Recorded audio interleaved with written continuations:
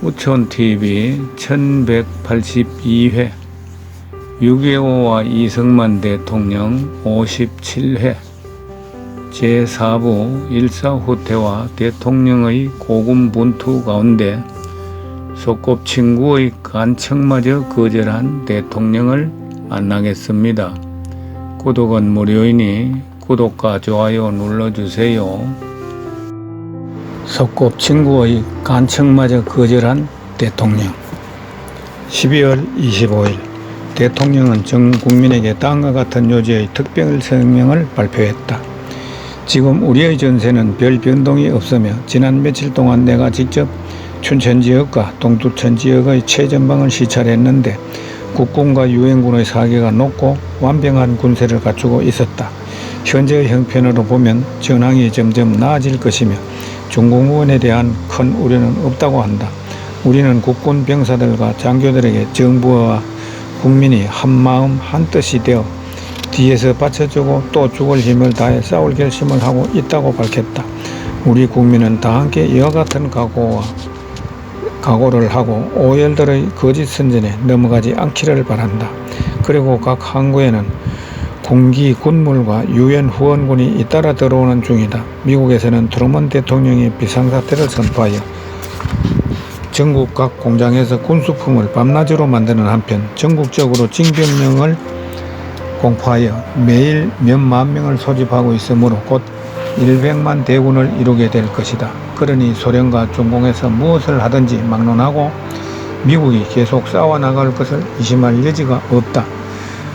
그러나 우리로서는 우리가 우리나라의 주인이요 이 전쟁이 또한 우리의 전쟁이므로 우리가 나라와 자유를 위해서 끝까지 굴하지 않고 싸워나가야 한다. 그래야 우리의 손님들이 우리를 도와줄 수가 있고 더욱 돕고자 하는 마음이 커질 것이다. 만일 우리 정부와 국군과 국민들이 다 같이 미약해서 각자가 자기만 살겠다고 피해 다니며 피난할 곳이나 찾고 있다면 이는 세계 우방들이 모두 다 도우려고 해도 도울 수가 없는 것이다. 그러므로 우리의 먼 조상 때부터 내려온 영광스러운 역사를 계승해야 할 용기와 힘을 발휘하여 중공군을 타도하고 다시 이북으로 몰고 올라가 통일을 완수하도록 전 민족이 다 같이 지키고 싸우며 전진해 나가야 할 것이다. 근자의 어떤 외국 신문에 보도되기를 한국 사람들이 중공군과 싸우지 않으려고 한다고 했으나 이것은 중간에서 우리를 해치려는 자들의 모략이다.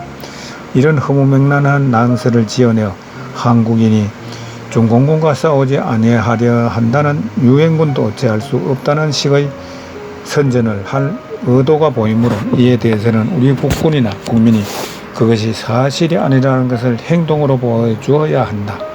그러기 위해서는 더욱 힘을 다해 싸워야 하며 한 사람이라도 도망가는 자는 발붙일 곳이 없어야 할 것이다. 우리가 이 금수강산을 잃어버리고 우리 집과 땅이 남에게 뺏긴다면 우리는 살 수도 없거니와 남의 노예가 되어 또다시 압박과 서름에 받게 될 것이다. 우리가 맹세코 죽기를 각오하고 싸우면 중공군을 완전히 물리칠 수 있을 것이다. 중공군은 북한 공산군에 비해 무력하다는 것을 우리 국군들이 직접 싸워봐서 알고 있으며 또 우리 역사에서 중국의 침략을 받은 것이 한두 번이 아니지만 그때마다 뭉쳐서 싸워 이겨내어 모두 몰아냈었다. 우리가 함부로 남을 업심여기는 것은 지혜가 아니지만 중공군은 무서워할 것이 없다. 우리가 다 일어나 국군과 방위대를 도와 맹렬히 싸우기만 하면 중공군은 무찌를 수 있으니 두려워할 것이 없다. 지금 한 가지 문제는 우리를 위해 온갖 힘을 다해 싸우고 있는 유엔군과 미국인이 우리의 결심을 보고 용기를 얻고 싸우고 있으나 작전상 후퇴가 필요할 때 군사행동에 지장이 없도록 국회의원들과 정부 일부가 부산으로 잠시 옮긴 것을 요청해 왔다. 또 국민 여러분도 소개할 수 있는 대로 소개시키는 것이 좋겠다고 함으로 권고하는 바이다. 우리는 여러분과 더불어 죽을 것을 다해서 최후의 한 사람이 남을 때까지 싸울 것이며 기어이 중공군과 계례군을 몰아내어 민족의 대업인 통일을 완수하고 최후의 승리를 거둘 것을 확신한다. 우리는 뉴욕타임스의 존스터 기자의 점심을 함께 들었다. 해마다 그랬듯이 올해도 무초 대사가 우리에게 크리스마스 선물로 칠면조 고기를 선사했고, 우리는 외국 신문 기자들이 가족 없이 쓸쓸히 지내는 것을 알기 때문에 점심에 초대했었다. 작년에는 빌 무아 기자, 에머리 제임스 기자와 존스터 기자가 우리와 함께 있었다. 그러나 금년엔 잭 제임스 기자가 도쿄에 있는 병원에서 요양 중이어서 존스터 기자가 유일한 손님이 되었다. 존스터는 어찌나 겁을 먹었던지 한때 이성을 잃은 상태였었다. 그는 며칠 내에 부산으로 갈 것이라고 우리에게 말했다. 그는 그 상사에게 석 달간의 휴가를 달라고 요청했으며 또 한국 전선에서 첫 원자탄을 토하게 될 비행기에 자기를 탑승시켜 줄 것을 요구했다고 한다. 이때 한국전에 원자탄을 쓸 것인지 논란이 된 일이 있었다. 그는 맥그리거라는 젊은 기자가 후임으로 올 것이라고 했는데 맥그리거 기자는 전직이 해병 장교라고 한다. 나중에 우리는 경무대 뜰을 산책하였다. 하얀 눈이 얼어서 참으로 아름다운 전경을 이루고 있다. 오후에 대통령의 종가댁 종손이며 서당 친구였던 이병주 씨가 성탄절이라고 작은 선물 보따리를 가지고 우리를 보러 왔다. 이 어려운 전세도 불구하고 대통령이 어렸을 때 좋아했다는 약과와 마르지 않은 인삼 세 뿌리를 가져왔다. 대통령은 인삼을 다시 종이에 싸들고 이병주 씨에게 이 인삼은 덕제를 주어야겠어라고 말했다. 대통령이 특별히 생각해서 모처럼 가져온 인삼을 덕제에 주어야겠다는 말이 혹시 병주 씨의 마음을 상하게 할까봐 내가 얼른 대통령은 우유와 인삼이 맞지 않는 체질이라고 의사가 말하더라고 설명해 주었다. 대통령의 어린 시절 서당 친구로서 지금 살아남은 사람은 병주 씨와 덕제 씨 두 사람뿐이다. 장난이 심했던 철없는 개구쟁이 시절 대통령은 이웃 친구 덕제와 함께 어른의 담배 쌈지에서 담배를 몰래 집어내어 골통대를 만들어 둘이 앉아 한없이 빨았었다. 그러다가 저녁에 아버지와 함께 저녁상을 받는 자리에서 벼랑간 토하고 냄새가 나서 어른들이 사정을 알게 되어 호되게 매를 맞고 벌을 쓴 적이 있었다.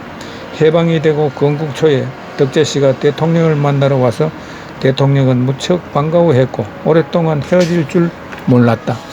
그런데 덕제 씨가 늙음하게 산삼이나 먹고 고성군수 한 자리 시켜달라고 부탁했으나 대통령은 그의 청을 받아들일 수가 없었다. 그 후 대통령은 덕제 씨의 아들을 경찰학교에 보내어 교육을 받게 한 후 경찰관으로 채용했다. 대통령은 구 항실 관리 책임을 맡고 있는 이병주 씨에게 중요한 국보와 문화재를 대피시키는 일에 만전을 기할 것을 당부했고 윤비마르마를 부산으로 모시는 비행기 편에 부산 거처에 대한 상세한 보고를 들었다. 저녁에 우리는 조선 호텔로 가서 유엔에서 베푼 만찬회에 참석했다. 초청은 했었지만 오리라 기대하지 않았기 때문에 우리가 들어가자 무척 기뻐하며 반겨주었다. 대통령은 그들에게 우애를 표시하러 그곳에 나와 함께 간 것이다. 경무대 비서실은 다음날 부산으로 떠나게 되어 있다.